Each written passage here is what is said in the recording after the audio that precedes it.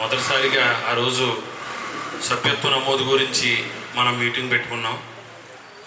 మనం మీటింగ్ పెట్టుకున్న ప్రకారం ఆ రోజు సుమారుగా మనం ఇచ్చిన టార్గెట్కి దగ్గరగా మీరందరూ కష్టపడి 5,000 మంది దగ్గరగా మరి మనం ఓటర్లుగా నమోదు చేయించడంలో మీరందరూ కూడా కష్టపడి పనిచేసినందుకు మీ అందరికీ కూడా ప్రత్యేకమైన ధన్యవాదాలు తెలుపుకుంటున్నాం.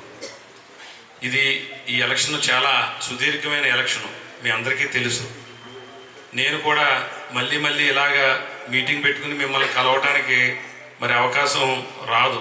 మరి ఎందుకంటే 34 నియోజకవర్గాలు తిరగాలి, మనకి తక్కువ టైం ఉంది. ఒక కాన్స్టిట్యున్సీ ఒక రోజు తిరిగితే నాకు ఉన్న టైం సరిపోతుంది. కాబట్టి మిమ్మల్ని అందరినీ ఇలాగా మీటింగ్ సమూహంగా కాకుండా ఈసారి ఎమ్మెల్యే గారితో మరి ఎక్కడైతే మన గ్రాడ్యుయేట్స్ ఉన్నారో ఈ కాన్స్టిట్యున్సీలో ఒక రోజు తిరగడానికి అవకాశం మాత్రమే ఉంటుంది నాకు.